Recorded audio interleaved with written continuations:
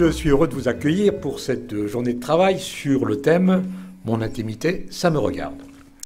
Je remercie tous ceux qui ont travaillé, et on a encore eu un aperçu ce matin pour ceux qui ont eu l'occasion de voyager à travers les stands, et vous êtes aperçus du travail énorme qui a été fait par les équipes. Je les remercie et c'est un gros travail. Je remercie tous ceux qui ont travaillé et participé à la préparation de cette journée. Je remercie également tous nos partenaires et également la ville de Tourcoing qui nous a gentiment accueillis. Pour pouvoir parler et savoir parler aux personnes que l'on accueille et que l'on accompagne, surtout sur un sujet délicat comme l'intimité et la vie affective, nécessitait une très large réflexion des professionnels.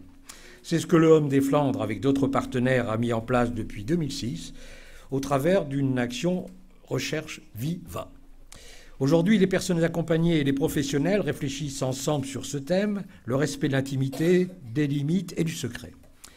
Parmi le travail accompli avec les personnes accompagnées, j'ai eu l'occasion samedi matin de découvrir une vidéo concernant le centre d'hébergement et de réinsertion sociale de Brézin, où il existe une grande diversité culturelle et qui démontre que l'on peut vaincre beaucoup de tabous. Cette journée, comme il vient d'être dit, est le point d'orgue du travail accompli depuis plusieurs années. Elle s'organisera donc autour de 2 temps forts. Le matin, atelier de production préparé par les personnes accueillies et les professionnels. Et l'après-midi, conférence-débat avec des spécialistes. En vous remerciant à nouveau, je vous souhaite une excellente journée. Je voulais simplement vous rappeler donc la direction territoriale de Métropole Roubaix-Tourcoing se réjouit d'avoir été associée à cette journée dont le thème « Comment respecter l'intimité des personnes » entre bien dans les champs d'intérêt du département du Nord. Parmi les missions qui sont confiées au département, il y en a une particulièrement importante qui concerne la prévention et la protection de l'enfance. Dans son schéma d'organisation médico-sociale et en particulier dans le schéma enfance-famille, le département a priorisé des pistes de travail, notamment concernant le soutien des familles et en particulier le fait d'adapter au mieux les accompagnements de façon le plus individualisée possible et également les modalités de l'accueil. En ce qui concerne le développement d'actions de prévention, on a mis en exergue notamment le fait de travailler sur des campagnes d'éducation à la vie affective et sexuelle. Donc à partir de 2003-2004, c'est vrai que la direction territoriale a essayé de mobiliser, a sollicité les différentes associations, et en particulier le Home de Flandre, pour engager une réflexion sur cette thématique. C'est donc tout naturellement que lorsque l'association est venue chercher la direction territoriale pour continuer à réfléchir, que la direction territoriale s'est mobilisée et a répondu donc présent. Donc, au travers notamment de la participation au comité de pilotage, donc, ça nous a permis donc, de suivre l'ensemble de l'action avec les autres partenaires tels que le CIRM, le CRES et les coordonnateurs du programme territorial de santé. Et on a donc contribué au fait de suivre ce travail de réflexion au terrain, de l'alimenter. Donc, travail au terrain qui s'est fait entre les équipes des différents établissements et services du Home de Flandre ainsi que les professionnels des unités territoriales. Le fait aussi de participer à la discussion au sujet des actions de formation, donc liées au projet, financées notamment dans le cadre du programme régional de santé, et de participer aux premières évaluations et aux orientations de ces actions. Aujourd'hui, la direction territoriale souhaite rendre hommage à l'engagement de l'association et en particulier à sa volonté d'associer à la fois l'ensemble des professionnels des différentes structures, mais surtout les familles et les enfants accueillis, et enfin d'y inviter les partenaires. Et ça pour l'ensemble de la démarche, dans la conception, la construction, la participation, l'accompagnement, le suivi et l'évaluation de l'action. Et c'est ce qui est particulièrement original et on souhaitait vraiment souligner cette qualité de travail. Cette journée aujourd'hui peut être considérée comme un point d'orgue de l'action. Ça ne résume absolument pas l'action, bien évidemment, ça la met en valeur. Et c'est l'occasion pour le département de réaffirmer sa volonté de poursuivre ensemble ce travail engagé, avec l'ambition commune d'améliorer sans cesse la qualité de la prise en charge et des services mis en œuvre au bénéfice des enfants et des familles. Je vous remercie. on m'a demandé de présenter le programme territorial de santé Lille-Nord Métropole. L'action que nous allons découvrir aujourd'hui, qui maintenant a près de 2 ans, s'inscrit dans un programme territorial, dans le programme territorial de santé Lille-Nord Métropole.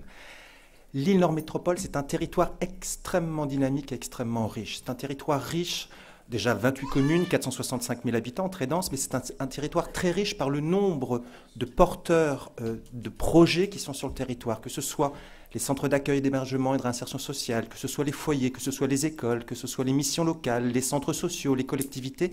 Il y a énormément d'acteurs qui sont sur ce territoire. C'est aussi un territoire qui est très très riche en termes de ce qu'on appelle, un grand mot, des politiques ou des dynamiques locales de santé. Que ce soit les villes qui sont en politique de la ville, Tourcoing, Armentières, Roubaix, M, que ce soit des villes en partenariat avec le Conseil général à travers un contrat territorial de santé, que ce soit les dynamiques de santé portées par l'éducation nationale, portées par le Conseil général. Il y a là également sur ce territoire vaste énormément de dynamiques de santé. Il y a énormément de réseaux, énormément de problèmes de santé aussi sur ce territoire.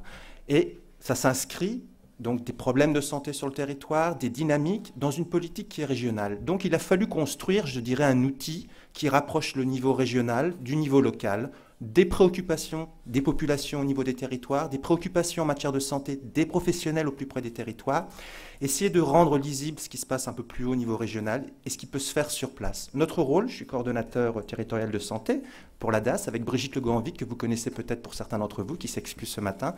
Notre rôle, c'est d'essayer de rendre complémentaires toutes ces dynamiques qu'on peut trouver sur un territoire, portées par une ville, une association, portées par une collectivité. Notre rôle, donc, c'est vraiment d'essayer d'articuler et de faire que toutes ces dynamiques puissent se construire, être cohérentes et pertinentes par rapport à une problématique de santé. La santé, souvent, on la conçoit par rapport à la maladie, mais la santé, c'est tout simplement aussi le bien-être, pouvoir se sentir bien dans sa peau, pouvoir se sentir bien dans sa tête, pouvoir être bien avec les autres, être bien dans son environnement. Et aujourd'hui, moi, je suis particulièrement ravi de pouvoir voir, déjà de vous voir aussi nombreux, de vous voir aussi des enfants qui sont très très jeunes, qui ont quelques mois, des plus âgés. La santé, c'est aussi se respecter soi, respecter son corps, être en harmonie au sein de sa famille, au sein de ses amis, et de pouvoir contribuer, et c'est ce que nous pouvons apporter, nous, en termes de programme territorial de santé, de coordonnateurs, c'est une aide méthodologique pour construire des actions comme celles que nous allons voir aujourd'hui et découvrir, point d'orgue, je le reprends, mais c'est aussi de pouvoir accompagner les professionnels, aussi bien en matière de financement qu'en manière d'accompagnement méthodologique, pour pouvoir construire ces dynamiques. Et donc, je ne peux que me féliciter de voir une action qui se construit sur même plus que 2 ans, je pense 3 ou 4 ans déjà, qui a touché à la fois les professionnels du Haume des Flandres et dans tous ces foyers, et qui aujourd'hui peut contribuer directement à mettre en place des actions de santé auprès de ceux qui ont tout simplement le plus besoin. Voilà, merci, et puis bravo surtout à toute l'équipe, les professionnels, et puis vous aussi qui avez participé, on va le voir bientôt. Anne-Marie Zébasiak. Oui, on va demander à Carole Duitens. Voilà, vous pouvez les applaudir toutes les deux.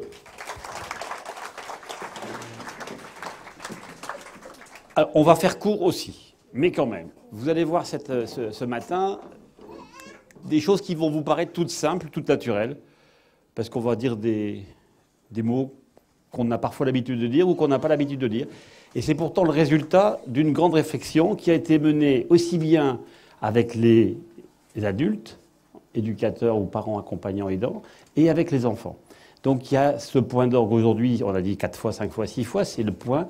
Il y a eu tout ce qui s'est passé avant. Alors qu'est-ce qui s'est passé avant? Le choix du thème, qu'est-ce que ça change dans vos pratiques? Qu'est-ce que ça a changé? Qu'est-ce que ça va changer? Ou qu'est-ce que ça ne va pas changer? Parce que l'habitude est un sacré défaut. Je vais peut-être commencer, laisser la parole à Carole au niveau des pratiques. Alors le choix du thème, ça remonte déjà à 2 ans, puisque... Bien près du micro. Oui. Nous avons travaillé sur le thème de l'intimité, du respect de l'intimité lors de la journée de service annuelle de l'association Haume des Flandres. Alors ce jour-là, qu'est-ce qui est sorti comme thème et pourquoi vous avez gardé le thème de l'intimité?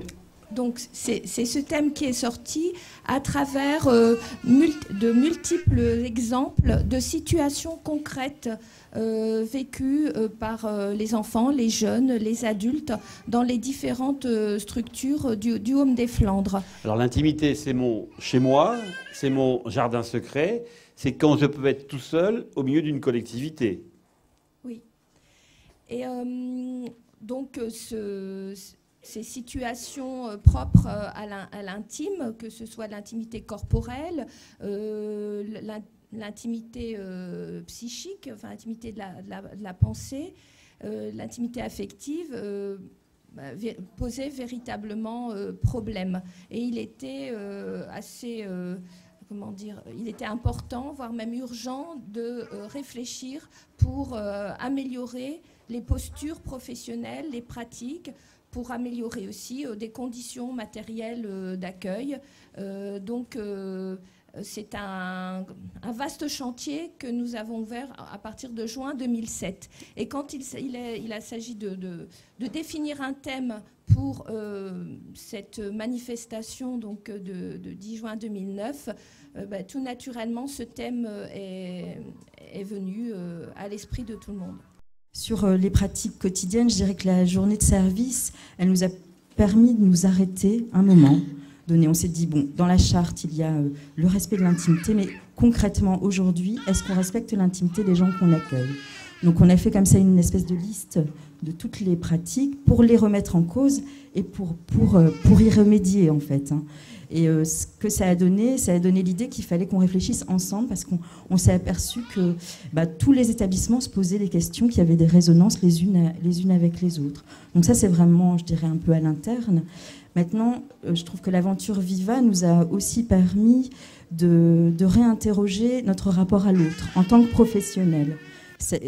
Je pense par exemple à ce qui s'est passé pour la préparation de la journée d'aujourd'hui sur l'intimité. Il y a eu dans certains établissements des guides d'entretien, c'est-à-dire qu'on a pris un temps avec les gens qu'on accueillait pour discuter sur ce thème-là.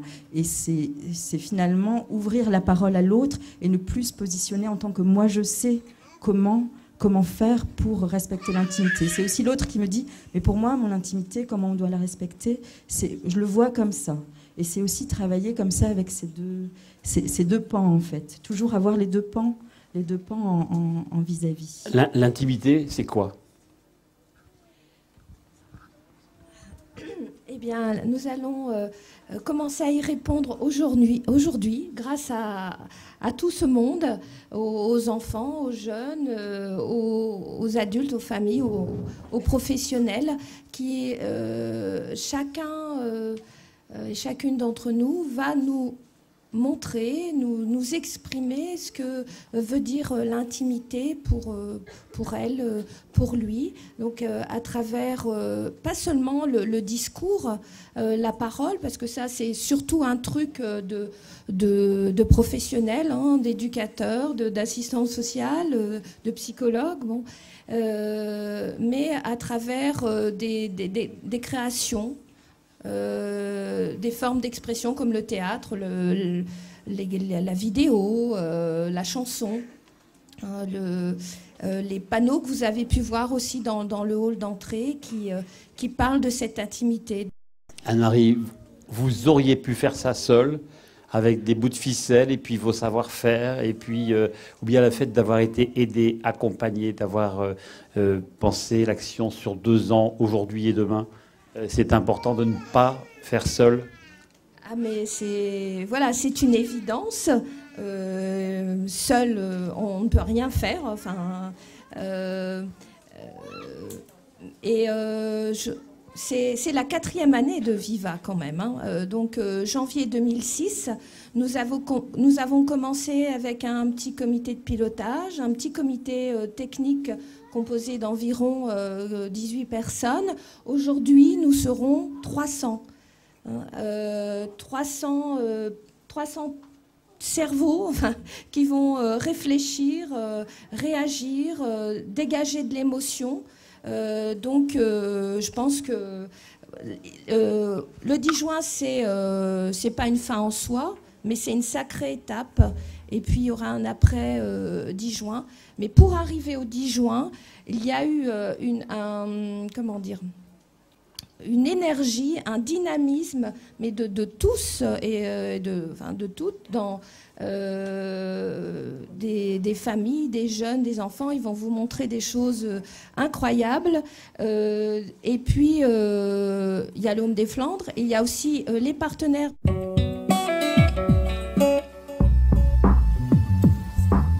Pour présenter ce que vous allez voir, au centre d'hébergement, nous accueillons et hébergeons des jeunes majeurs et des familles.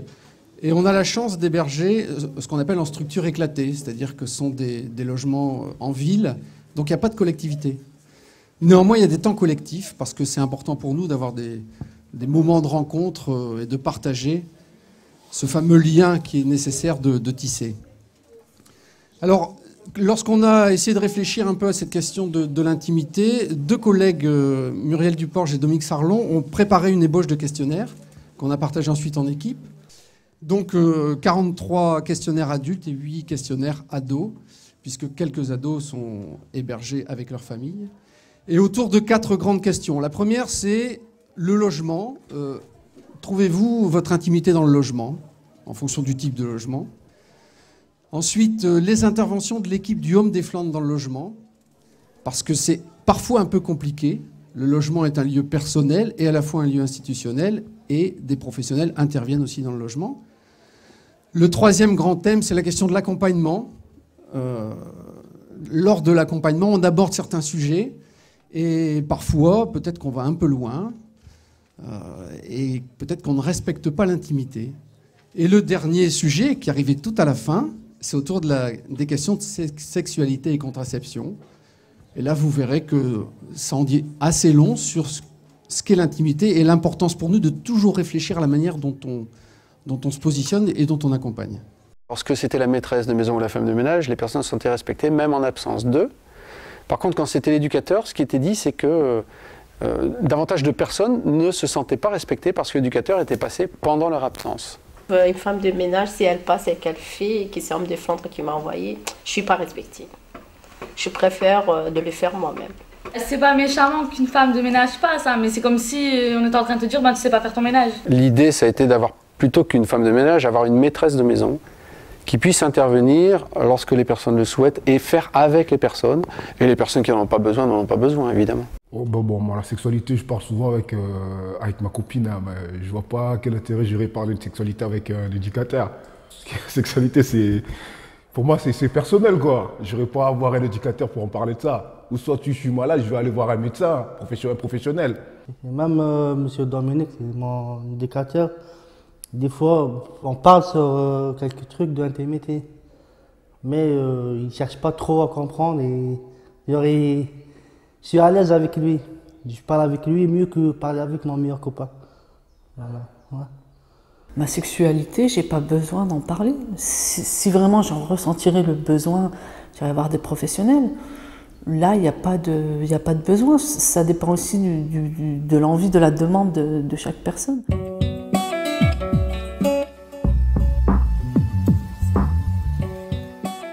Intime Essence, qu'est-ce qu'il y a derrière ce titre? Alors en fait, c'est avant tout une aventure humaine et collective que l'on a menée en fait avec les jeunes qui sont là-bas présents, Kevin notamment, Michael, Alan, Antonio. Vous pouvez vous lever qu'on vous voit? Merci. Et donc en fait, ce qui est intéressant en fait dans ce projet, c'est qu'ils ont pu participer à l'ensemble du processus de création, que ce soit l'écriture, le tournage, mais aussi le montage. Peut-être des moments où on se révèle à soi-même ses propres secrets, parce que justement on sait qu'on est tout seul.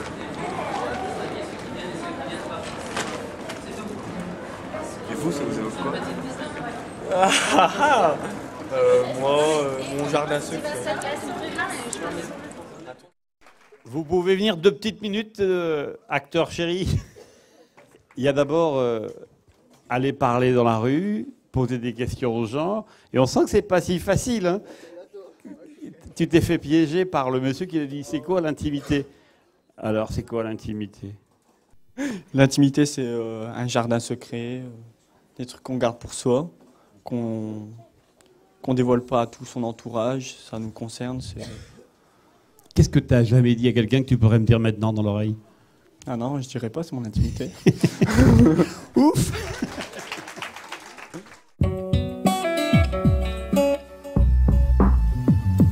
Quand on nous a proposé de faire une petite production pour cette journée, j'avoue qu'on ne savait pas trop comment. À Bousbecq, vous hein? Tout à fait, à la Vallée. Donc en fait, on s'est servi du quotidien, de notre quotidien de professionnel, du quotidien des enfants, et aussi de tout ce qu'on avait recueilli au cours des entretiens, des rencontres formelles ou moins formelles avec les enfants. Et là, tout le matériel était là. Il y avait des mots, des propositions, des choses. Qu'est-ce qu'on allait en faire? C'était la question. Il nous fallait un support. On ne souhaitait pas que ces mots restent sur des comptes rendus, dans des classeurs bien rangés. On voulait donner vie à tout ça. Et en fait, on a des enfants qui aiment chanter, qui aiment bouger, qui aiment la musique. On s'est dit que sans doute, un CD, une chanson, ça pourrait être une manière différente de faire vivre tous ces mots. Mon intimité ne regarde que moi. C'est ma liberté, on ne la prendra pas. Mon intimité, surtout pour un enfant. C'est ma liberté, passe le message au grand.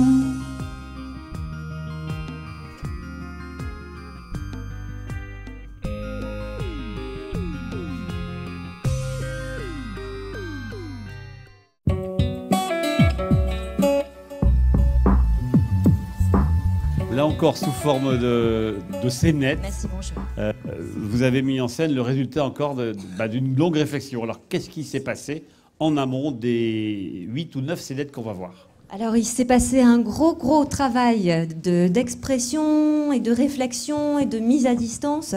En fait, moi, je viens représenter le travail qui a été mené par les équipes de Brimpin et de Carnot. Donc, la collectivité, dans tout ça, il faut se l'approprier, il faut pouvoir redéterminer où est sa place. On a toujours l'œil de faire de l'individuel dans le collectif, mais tout ça, l'intimité, c'est au centre de cette complexité, justement. Donc on a décidé d'en parler directement avec les familles et avec les enfants, et de ne pas réfléchir dans notre coin et d'en sortir quelque chose du chapeau qui n'appartiendrait qu'à nous.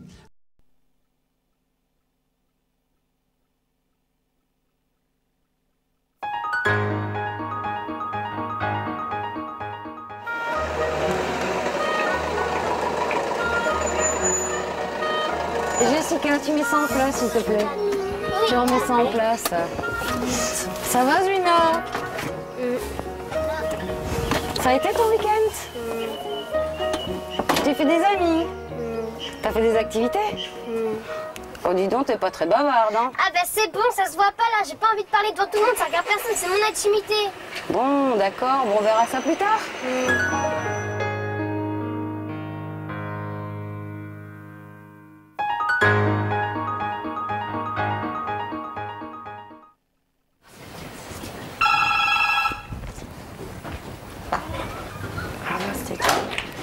Bonjour. Bonjour. Bonjour Thomas.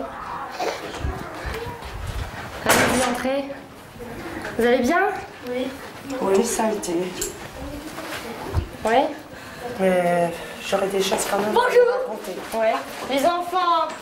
Excusez-moi, vous disiez? J'aurais des choses à vous raconter parce que ça a été dur quand même. Oui. D'accord.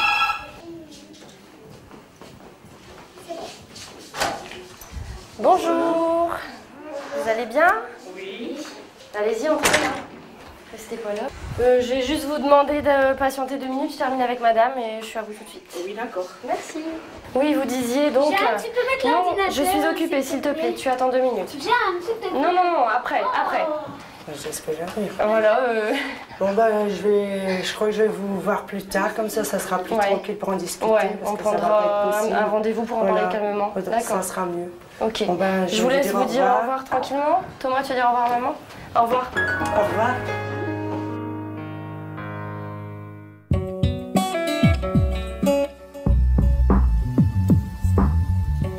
Depuis plusieurs mois maintenant, puisque le groupe a commencé en janvier, quelques mamans et un papa accompagnés par le dispositif d'aide à la parentalité Reliance. Donc ce groupe s'est mobilisé pour réfléchir, mettre en scène, mettre en jeu de façon agréable, peut-être un petit peu caricaturées, mais cependant, il me semble fort intéressantes, des scènes de la vie quotidienne qu'ils vont vous présenter. Et il y a 2 versions. Si vous vous tenez à carreau, ce week-end, on fera la fête foraine.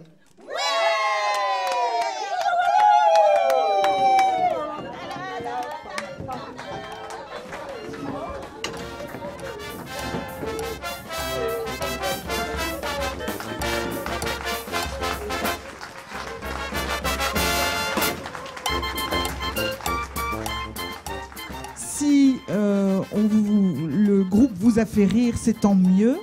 Mais c'est vrai que le travail qui est fait par les parents avec Reliance et dans le champ du respect de la personne et du respect des autres, c'est comment dire, c'est entre les deux. C'est pas toujours être dans les cris, dans la violence, dans l'agression les uns des autres. Et c'est en même temps trouver le moyen de vivre ensemble le mieux possible. Trouver sa place, pas dire oui tout le temps, pas dire non chaque fois, mais dire oui peut-être demain à ta place. Non, là tu fais pas. Voilà. Je ne peux pas. Tout à Aujourd'hui, je fait. ne peux pas. Laisser de l'air avec des guillemets à chacun. Tout à fait. Pouvoir que chacun puisse trouver sa respiration, sa place et la parole dans la famille et dans la société.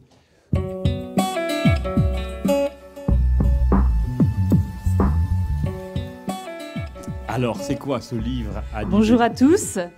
Alors, ce livre, donc, c'est un livre donc, qui a été confectionné donc, par les équipes des multi-accueils, ainsi qu'en collaboration donc, avec les familles, les multi-accueils Calamalin et Diablotin. Et donc, nous avons décidé de le mettre en scène. Voilà, donc c'est l'histoire de Monsieur et de Monsieur Burke. On se frotte bien le cou pour être propre, pour être propre.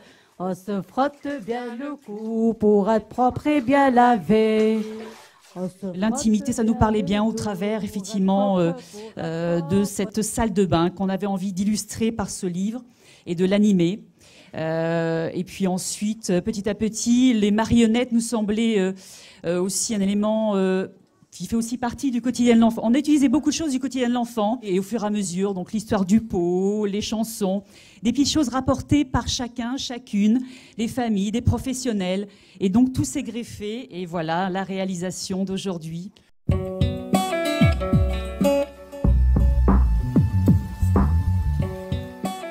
De votre intervention, vous êtes docteur en droit, qu'est-ce qu'il faudra retenir en une phrase? Une phrase, je pensais que je devais d'abord développer avant de... En une phrase, ce qu'il faut retenir, c'est que chaque personne, chaque usager, chaque personne accueillie a les droits à l'intimité. Mais ces droits est parfois restreint par l'accompagnement éducatif ou par des dispositions légales ou par décision du juge. On parle des droits à l'intimité, mais du point de vue juridique, on devait peut-être plutôt parler, pour être plus précis, des droits à l'intimité de la vie privée.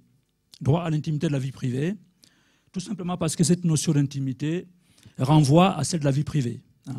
Et c'est une notion qui est composante de la vie privée en soi. C'est l'article 9 du Code civil qui dispose clairement, en termes généraux, que chacun a droit au respect de la vie privée. Chacun a droit au respect de la vie privée. Une vie privée qui englobe aussi l'intimité. Chacun a droit au respect de la vie privée et les juges peuvent prescrire toute mesure propre à empêcher ou à faire cesser une atteinte à l'intimité de la vie privée. Ce droit est défini notamment comme le droit de ne pas être troublé par autrui, ni chez soi, ni dans son quant à soi. Le droit de ne pas être troublé par autrui, ni chez soi, ni dans son quant à soi. Qu'est-ce que ça veut dire?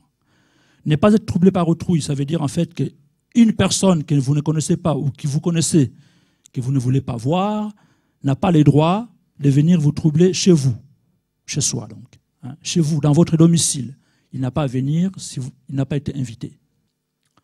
Il convient donc de trouver la bonne distance peut-être, permettant aux uns et aux autres de ne tomber ni dans les grandes effusions affectives, ni dans les grandes embrassades, ni dans la violence psycho-affective, ni en inverse surtout, dans l'indifférence et l'absence de contact total.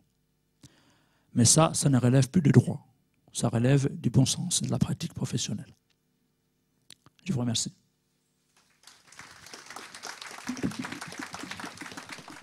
Je m'inviter à vous parler aujourd'hui de cette thématique de l'intimité que j'ai intitulée « Rapport à autrui et intimité, importance d'une réflexion éthique ». C'est une bonne intuition, mais c'est peut-être aussi une preuve de maîtrise professionnelle de la part des organisateurs d'avoir fait suivre mon intervention derrière Francisco Malanga, puisque le droit et l'éthique sont vraiment dans une cause qui est très liée.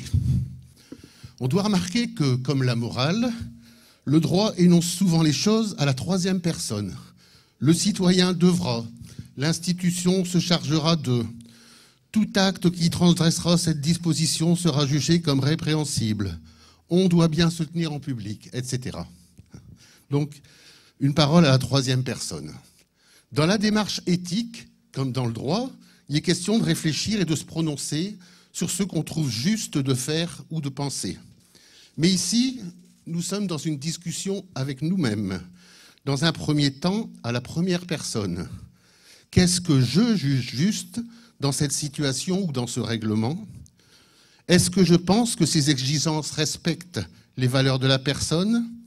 Est-ce que je suis d'accord pour dire qu'il faut travailler dans ce sens?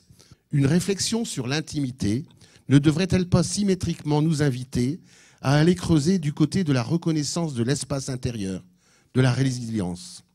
Cela semble en tout cas être l'intuition d'un certain nombre d'équipes de travailleurs sociaux qui ont par exemple appris à placer des temps d'introspection, à ne rien faire d'autre par le jeune que réfléchir à ses choix et à leurs conséquences, dans un dialogue vrai avec soi, certes difficile, mais combien riche. Je voudrais vous lire juste un tout petit poème pour terminer, parce qu'il me semblait bien résumé aussi, et je le trouvais beau. C'est un poème que j'ai trouvé dans un texte de l'APF. Pour moi, comme pour toi, j'aimerais que toujours, en me soignant, me pensant, me frottant, me lavant dans la plus stricte intimité, tu respectes ma propreté privée. Devant toutes les portes d'accès, celles de mon cerveau comme celles de ma peau, je mettrai partout des panneaux, propriété protégée, prévenez avant de soigner. Merci. Vous êtes votre métier psychologue de profession, vous allez nous développer de votre intervention. Qu'est-ce qu'il faudra retenir en une formule? L'intimité, c'est une notion, c'est un sentiment vécu, qui a été très bien défini d'ailleurs par les jeunes, par les intervenants, par les passants. Donc j'ai plus grand-chose à dire sur la définition. Mais je voudrais parler surtout comment se construit l'intimité. Elle se construit très rapidement, très tôt, à l'aube de la vie, dès la naissance, et comment on peut la renforcer, comment nous, professionnels de l'enfance, parents, pouvons aider l'enfant à construire son intimité. Voilà. Qu'est-ce que l'intimité? Je crois qu'on l'a bien défini. Tout le monde était d'accord pour dire que l'intimité, c'est ce qu'il y a de plus personnel et de plus secret en nous. Je retiendrai l'origine du mot intimité qui date de 1600 et qui veut dire ami confiant. D'ailleurs, ce matin, la confiance en l'autre, c'était quelque chose de très important pour la constitution de l'intimité. Alors, pour construire son intimité, l'enfant a besoin qu'on le reconnaisse comme une personne à part entière et non pas comme un petit homme. Il est avant tout un être qui a ses besoins propres et qui doit satisfaire ses besoins dans un entourage suffisamment bienveillant et à l'écoute. On se rend compte que depuis la nuit des temps, la conception du maternage a beaucoup changé. De l'image du nourrisson enveloppé dans des bandelettes bien chaudement soutenues et puis avec la tête qui dépasse comme ça, jusqu'au bébé cadom arborant une nudité attractive, eh bien, ces conceptions du maternage et des soins au bébé ont bien évolué. Mais ce qu'on peut dire, c'est que quelle que soit l'époque, quelle que soit la société, quelle que soit la civilisation, les besoins fondamentaux des jeunes restent inchangés depuis des siècles et des siècles. L'intimité, c'est vraiment quelque chose d'essentiel pour chacun et on a le droit d'en fixer soi-même les contours, mais on a aussi le droit d'être protégé contre les menaces des autres, et y compris des institutions. Je vais insister sur un point. Jusqu'à maintenant, on peut avoir un peu l'impression que finalement l'intimité c'est formidable et qu'il faut apprendre à la respecter chez les autres, il faut apprendre à la cultiver chez soi et que tout ça finalement c'est une affaire de meilleure compréhension et de meilleure connaissance réciproque ou de meilleur respect de l'autre. Alors je vais essayer de vous montrer que en fait tout ne se résout pas de cette manière-là. Parce que notre désir d'intimité, qui est bien légitime, il est constamment menacé par deux autres désirs. Il est d'abord menacé par le désir de nous montrer, et des fois, on s'aperçoit après coup qu'on s'est un peu trop montré, un peu trop révélé, un peu trop exposé. On a été soi-même la cause de la menace qui va ensuite peser sur notre intimité. Et donc, ce désir de se montrer, c'est ce que j'appelle le désir d'extimité. Je vous en parlerai dans quelques minutes. Et puis, l'autre désir qui menace notre intimité, c'est le désir d'emprise. C'est le désir de contrôler. Nous avons tous un désir de contrôler notre environnement, contrôler notre chambre, notre appartement, notre chambre à coucher, l'organiser à notre goût, contrôler notre environnement, contrôler nos enfants, contrôler notre conjoint, notre conjointe. Nous avons tous ce désir de contrôler le mieux possible ce qui se passe autour de nous parce que ça nous rassure et ça c'est aussi une grave menace sur l'intimité. Alors tout d'abord, quelques mots sur la définition de l'intimité. Je vais un petit peu compléter ce qui a été dit. L'intimité, pour moi, elle se définit par rapport à ce qu'elle n'est pas. C'est-à-dire qu'elle se définit par rapport à l'espace public, par rapport à l'espace privé. Vous avez toujours les trois, espace intime, espace public, espace privé. Pourquoi c'est important de prendre en compte ces trois espaces? Parce que selon les époques, la limite va être placée, le curseur va être placé à des endroits différents. Ce qui va être public à une époque va être privé ou intime à une autre, et ainsi de suite. Mais l'important, c'est que l'être humain a toujours besoin de ces trois espaces, public, privé, intime. Alors l'espace public, c'est ce qu'on montre à tout le monde, ce qui est public, c'est comme son nom l'indique. Ce qui est privé, c'est ce qu'on choisit de montrer à quelques-uns, en général, c'est l'espace de la famille qui est privé. Et puis, ce qui est intime, c'est plus compliqué parce que c'est ce qu'on peut garder pour soi, c'est ce qu'on peut partager avec une personne très privilégiée, partager son intimité, comme on dit, mais ça peut être aussi ce qu'on ignore soi-même sur soi. Et l'Internet aujourd'hui est une vaste menace sur l'intimité, pas seulement pour les enfants, les adolescents, aussi pour les adultes. Beaucoup de gens mettent des renseignements intimes sur Internet, alors que, bon, vous avez peut-être suivi l'actualité, la Commission nationale informatique et liberté, la fameuse CNIL, invite à une extrême prudence.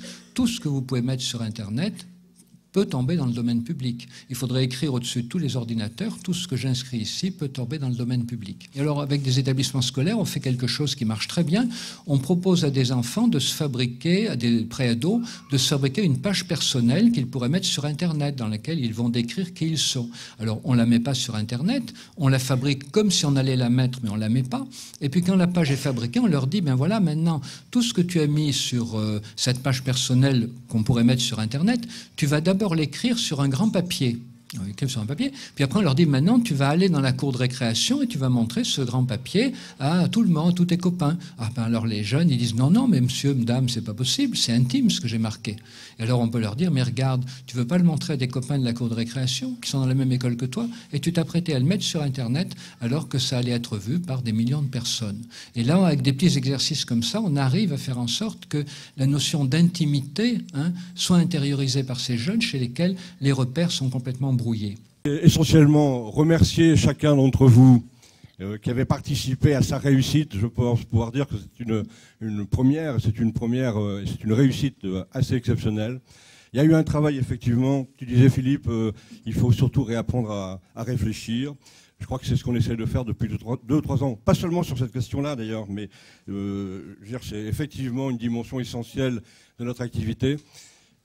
Cette journée a illustré de belle façon, me semble-t-il, cette dimension de travail partagée entre les professionnels, les personnes que nous accueillons et également nos partenaires. Et bien évidemment, nous poursuivrons dans les années à venir cette dimension de co-formation dans une co-construction de projets. Ce sont des termes qu'on a beaucoup utilisés aujourd'hui. Et je crois que c'est la dimension essentielle du message qu'on veut faire passer. Je crois que c'est ensemble qu'on avancera. sinon on risque de perdre son temps, quoi. En tout cas, un grand merci à chacun. Quel est votre sentiment, là, ce que vous avez pu voir et entendre ce matin? Alors sur la matinée, je trouvais ça très chouette, la complicité qu'il y a pu avoir autour de ce travail avec les familles, les enfants, ce qu'on en ressort, puisque c'est des choses qui paraissent un petit peu entre guillemets pour les professionnels évidentes, mais dites en mots et en action, ça remet pas mal de choses en question et se dit qu'on a encore pas mal de travail. Qu'est-ce qui vous a le plus intéressé dans ce que vous avez pu voir ce matin? Alors ce matin, c'est cette variété de choses déjà représentées, la spontanéité des enfants et des gens qui ont dans le film, qu'est-ce qu'il y a eu, la chanson, il y a eu énormément de choses de toute façon. Il y en a trop pour toutes les citer. Mais c'est très très très intéressant et c'est un thème qui vaut le coup d'être développé encore parce qu'il y a encore tellement de choses à dire mais c'est très très bien, c'était vraiment réussi. Il faut respecter les autres sur son intimité. Respecter les autres sur leur corps. Rentrer dans les salles de bain en toquant et attendre la permission. Respecter la vie de l'autre, pas rentrer dans la chambre sans une autorisation. Et que c'était bien. L'intimité, ça commence par le respect de l'autre et que on doit prendre en compte l'individu avant de se présenter comme le sauveur ou la personne qui sait, quoi. Le courrier, c'est personnel, c'est notre vie privée. Ça ne regarde pas les autres, ça nous regarde nous, pas d'autres personnes qu'on ne connaît pas ou quoi. Ce qui m'a marqué, c'est l'investissement de chacun, les enfants, les adolescents, les professionnels, les familles. Ce que je trouvais vraiment formidable dans ce projet, qui pour moi est une grande réussite, c'est qu'il y a effectivement d'abord eu tout un temps d'appropriation à travers de la formation par les professionnels de cette thématique, puisque parler vie affective avec d'autres personnes, c'est aussi s'interroger d'abord sur sa propre vie affective, sur sa propre sexualité, c'est aussi lever les tabous au sein de l'institution. D'abord ce travail au préalable avec tous les professionnels qui a pu ensuite amener à faire des actions qu'on a pu voir et qui sont, je trouve, ma foi, une très jolie réussite, puisque on a bien vu que la population, que les usagers ou plutôt les personnes qui vivaient dans les foyers du Home des Flandres ont pour une partie d'entre eux pu bénéficier de cette action et ça a créé, je pense, une émulation au niveau de l'ensemble des professionnels et en ce sens je trouve que c'est vraiment une très très jolie réussite. Toutes les structures ont choisi délibérément un support et je trouve que c'est très complémentaire en fait. On ne s'est pas concerté, il y a eu des choses instantanées qui se sont faites avec des supports différents. Je trouve ça c'est très riche et très complémentaire. Oui. Le sujet de l'intimité, c'est un sujet qu'on pense maîtriser. Et puis en fait, quand on aborde le sujet un petit peu plus profondément, on s'aperçoit qu'il y a parfois peut-être un grand décalage entre ce qu'on fait, ce qu'on devrait faire, ce qui est possible de faire. Enfin, finalement, on ne le maîtrise pas si bien que ça. Et je pense qu'on a besoin effectivement de s'interpeller tous ensemble par rapport à ça pour ajuster nos pratiques. C'était compréhensible pour tout le monde, puisqu'il y avait les enfants, il y avait les adultes, et c'était jamais à côté du sujet. C'était concis, parce qu'il fallait que ça le soit, sinon ça serait étalé, ça aurait duré trop. Moi je trouve que c'était à tout point de vue parfait et félicitations à tout le monde. Et on est fiers d'être membre du Home des Flandres quand on voit ça.